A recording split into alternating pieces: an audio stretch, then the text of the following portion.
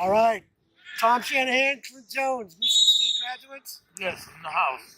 Clint, we're going to recognize a special history lost to college football lore.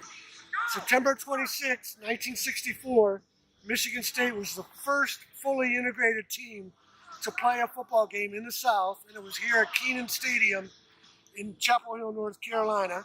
It was also your varsity debut. You broke off a 42-yard touchdown run for a touchdown. Marks the first time a black football player scored in this stadium. You didn't understand what it meant then, but what do you think about it now? It's pretty amazing to be a part of that history. Well, Tom, I didn't have any idea until you told me. I totally forgot about it. And what I remember most about that game was Ken Willard, but my scoring, totally gone from my memory. But I'm honored because at that time he was trying to, as a sophomore, I'm trying to do my best to make the team and contribute to the team and to be a part of history, to make a difference. It's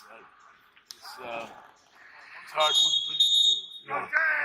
And the reason it's lost history, if you read my website and my books, tomshanahan.report, is basically the sports media avoided race in the 60s. So all kinds of milestones like Clint's didn't get reported like they should have been.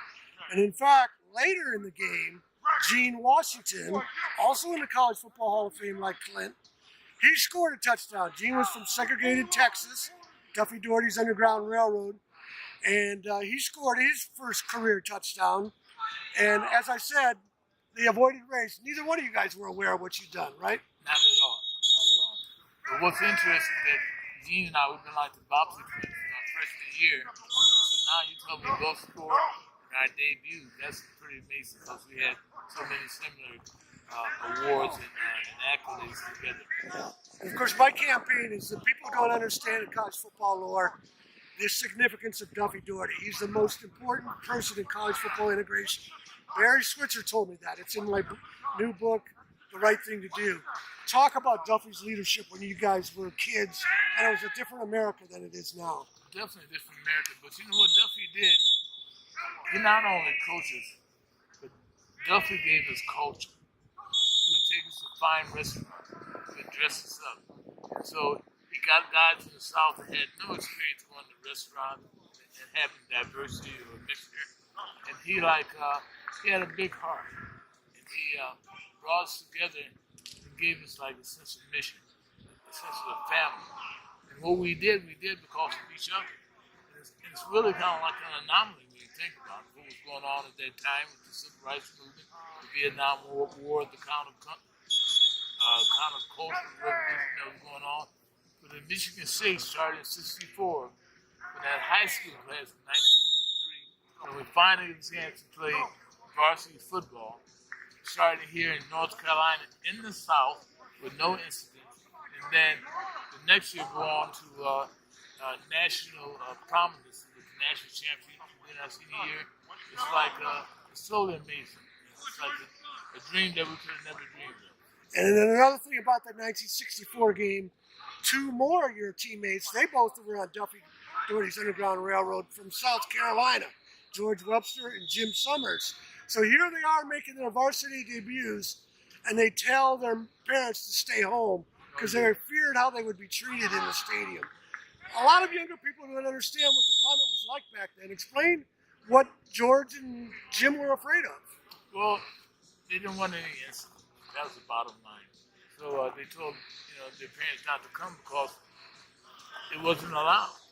So they just didn't show up. But you know what? That was not the emphasis. That wasn't in our mind, actually. And actually, I didn't even think about it 2 years later. But they knew about it. Because I didn't have that experience coming out of Cleveland, Ohio. But, you want your parents to go close to home. You want your parents to be able to come see you, but they weren't able to. So I can put my heart with their heart was and the experience that they experienced. And the other thing we need to say is the players, the Michigan State black players, said there were no incidents, no cheap shots, no racial words were shouted. And Ken Willard, Yes. Clint mentioned, went on to play with the 49ers. He felt that was because the North Carolina players had been exposed to black athletes, even though they were an all-white team. They had played in the North against Michigan State and a couple of other games against integrated teams, so it wasn't new to them. That just shows you about how we have to all get to know each other, right? Well, see, bottom line, humanity is one family, period. And teach culture and education the way to bring people to transcend differences and all boundaries. So that's what sports is about. Sports, football, basketball, tennis, gymnastics, it's culture. When we come together, we're competing, but we have camaraderie, we share something. And all those polarities, they don't matter. That's the bottom line. That's important because we did what we're doing now. And then the other thing we need to say is this game was in 1964, and then there were black players. Southern schools started to follow Duffy Doherty's example and open the door to their first black players. Jerry Levias at SMU, James Owens was at Auburn, Wilbur Happiker was at Kentucky, and then the other schools had previously followed an unwritten quota, and this includes USC and Notre Dame. People don't understand this. They didn't want more than a half dozen black players. But after a Michigan State success with their 1965 and 1966 national championship teams, those unwritten quotas went away. The Southern schools were all integrated by 1970. But somehow this myth got started that the Bear Bryant in 1970 decided it's time to recruit, and that was the end of segregation. And it's just a shame that story has overshadowed Duffy Doherty's legacy. Well, that's pitiful. But the story is being told now, and actually, what we accomplished there at Michigan State in those years need to go beyond being a Michigan urban legend to being a story told like Rosa Parks or Jackie Robinson, because it affected the whole country. Everybody benefited from it, and it's a model.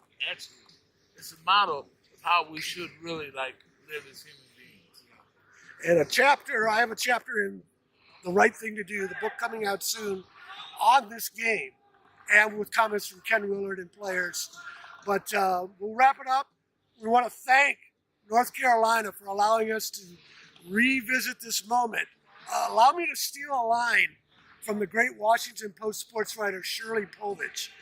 The last NFL team to integrate was the Washington Redskins, and they were owned by an avowed racist, George Preston Marshall.